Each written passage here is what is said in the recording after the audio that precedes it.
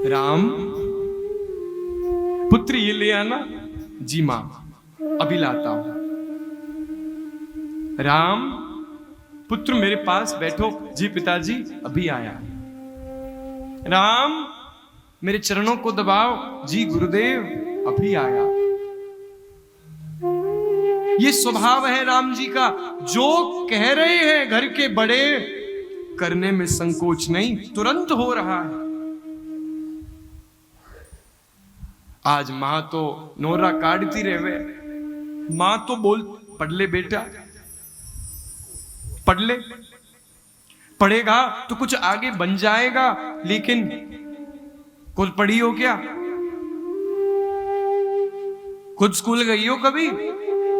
Report card तो दिखाने लायक है नहीं। हमारा रिपोर्ट कार्ड लेने जा रही हो बड़ा।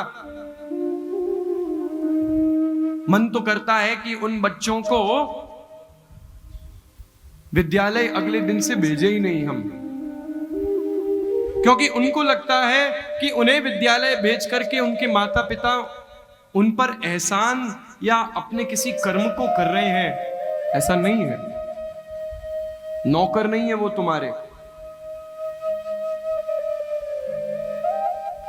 और तुम मालिक नहीं हो, मालिक नहीं हो उनके कि मेरे जीवन को संवारना ही है आपको।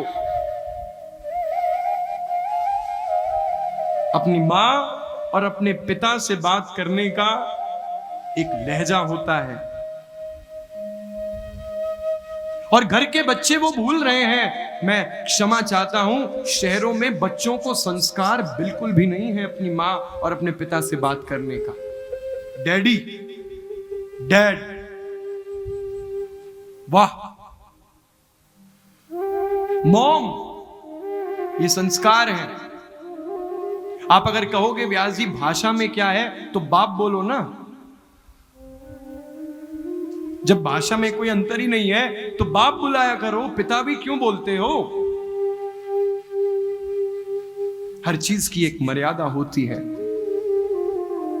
आज आप अपने बच्चों को वो मर्यादा देंगे, आगे चल करके वो अपने बच्चों को देंगे।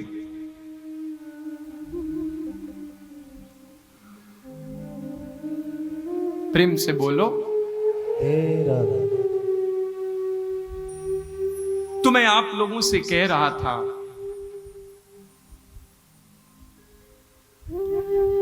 जीवन हमारा राम जी के जैसा हो, एकदम मर्यादित। बच्चे आपकी बात नहीं सुनते हैं, कान मरोड़िए। अगर प्रेम में आ गए ना कि कहीं बिगड़ नहीं जाए, भाग नहीं जाए, डांट दूंगी तो ये नहीं हो जाए, तो बन भी नहीं पाएगा। फिर लेकर के कभी इनके द्वारे जाओ, कभी फिर संतों को हाथ रख दीजिए, एक बार बन जाएगा। गुरुजी हाथ रख दीजिए, एक बार बन जाएगा। अरे गुरुजी के हाथ रखने से अगर बन जाता तो फिर विद्यालय ही क्यों खुलते? महापुरुषों का हाथ अपने बच्चों पर पड़े, ये तो स्वभाव उन बच्चों के अंदर स्वतः होना चाहिए कि किसी गुरु या किसी महापुरुष को देख के तो उनको प्रणाम करे। हाथ तो पड़ेगा ही। हाथ आपके बच्चे के ऊपर केवल उनके संस्कार के वजह से ही पड़ सकते हैं। जबरदस्ती कितना ले जाओगे आप? खुद आपके बच्चे का ऐसा संस्कार होना चाहिए कि कोई ब्राह्मण अगर है तो स्वतः जाकर प्रणाम करे। लेकिन माता पिता ही नहीं करते हैं। जय श्री कृष्ण, जय श्री कृष्ण। अरे प्रणाम करने में घुटने टेढ़े हो रहे हैं क्या? झुको। थोड़ा तपस्या, थोड़ी तपस्या, थोड़ा परिश्रम। राम जी के श्वास से वेद निकला है, फिर भी पढ़ने गए थे। राम जी इस सृष्टि के मालिक हैं, प्रभु हैं, ईश्वर है।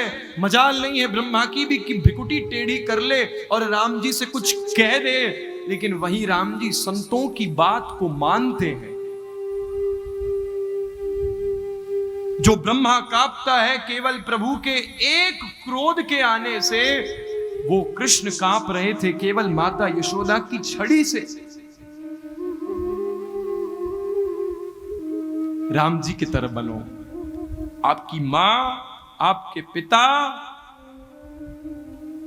और आपका गुरु, इन तीनों को छोड़ करके संसार में चौथा व्यक्ति कोई नहीं है जो ये चाहेगा कि आप लक्ष्य को पाएं। There is no one. ना आपके ताऊ जी, ना आपकी ताई जी, ना आपके चाचा जी और ना आपके फूफा जी। इनका काम है विवाह में आकर के पनीर खा के जाना और जाकर के बुराई करना कि नमक तो कम था, हमसे अगर कह देते तो हम तो नंबर 1 का कटेरियर, वो क्या बोलते, केटरर ले आते। प्रेम से बोलो राधे राधे। मुझे ये फूफा बड़े कमाल के लगते हैं जो 13 तंदूरी रोटी खा करके भी जा रहे हैं और घर जाके बुराई भी करते हैं। प्रेम से बोलो। मैंने सुना था कि गांव में कहीं आग लगी। प्रेम से बोलो। मैंने सुना था कि गांव में कहीं आग लगी दादा। 2 लोग जलने के लिए मजबूर हो गए।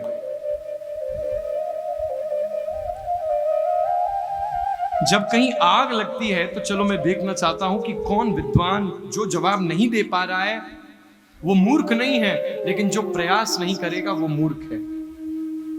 प्रयास कीजिएगा आप लोग, गलत हो इससे मतलब नहीं है ठाकुर जी को। प्रयास जो करता है वो सफलता को जरूर पाएगा। अगर कहीं आग लग जाती है तो जलने के लिए मजबूर कौन हो सकता है, बताओ।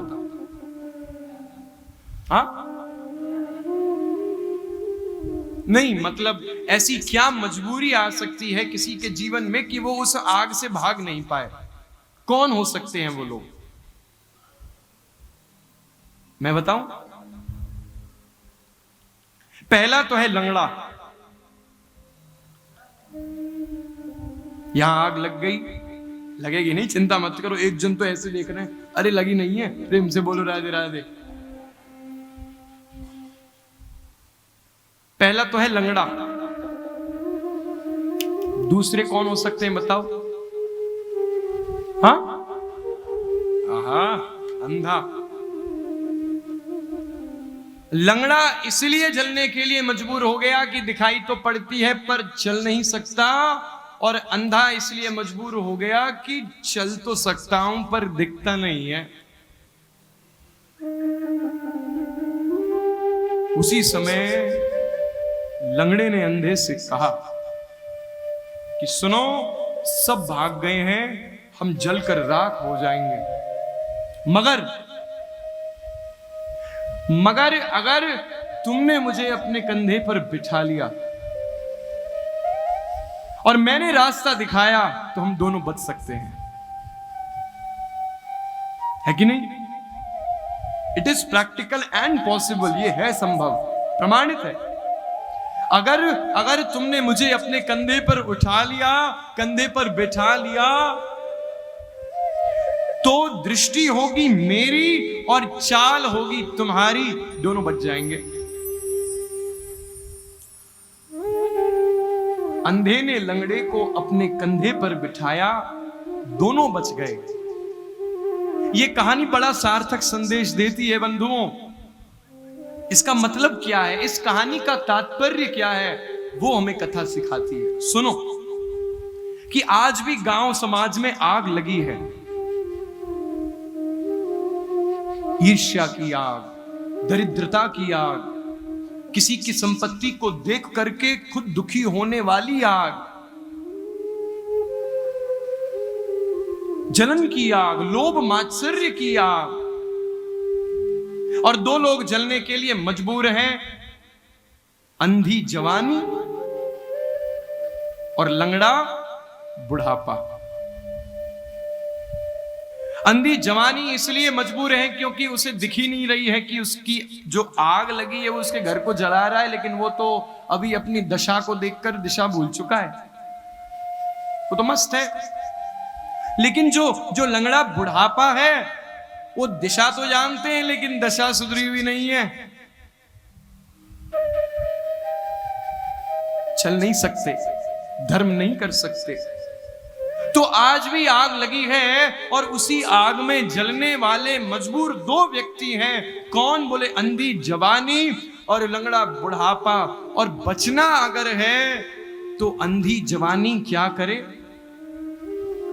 बोले अंधी जो जवानी है वो अपने ऊपर किसी वृद्ध के साए को लाए, उसकी मां, उसके पिता, एक बड़ा व्यक्ति उसके ऊपर हो, आनुभविक दृष्टि जो प्रदान करे। वो गुरु भी हो सकता है, जो शायद शारीरिक रूप में वृद्ध हो चुका है, जोर नहीं है, लेकिन दृष्टि उसकी है, दिशा वो दिखाएगा। और वो जो अंधी जवानी है, जो कदाचित मूर्ख है, उसे दिशा मिल गई है, चलने के लिए जोर तो है ही जवानी के पास में।